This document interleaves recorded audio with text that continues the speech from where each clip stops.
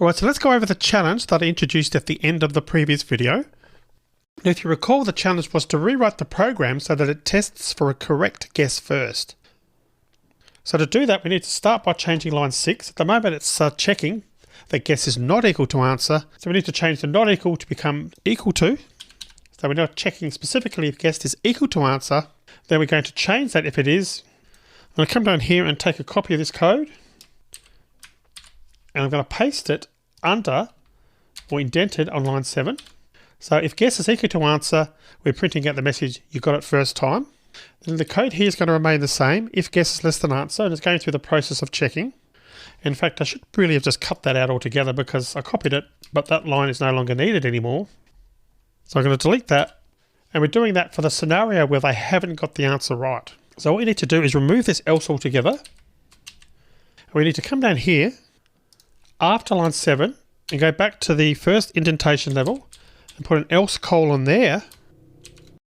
And again, what's happening here, if guessed is not equal to answer, then the else clause gets executed, then the code starting from line 9 will then go through and get executed.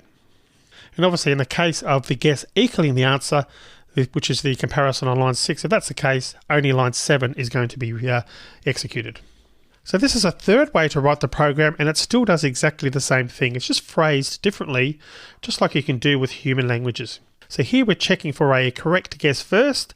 Now it doesn't really matter which way round you do it. There's no necessarily correct way of doing it.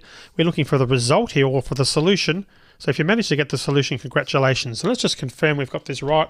We'll just do a quick test. And firstly, I'll test to see whether the number is correct. Works. You got it right first time, which is good. Let's do a test where it's 1. Please guess higher. We'll do 9. We can see that code has been executed. Then we'll do a test where we're starting off the high value, 9. Please guess lower, 1. If not guessed correctly, we'll just do one more scenario. Start with 1 again. We'll do 5. So clearly the code is still working.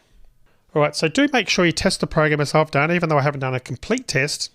And in the next video, we're going to start looking at more complex conditions. See you in the next video.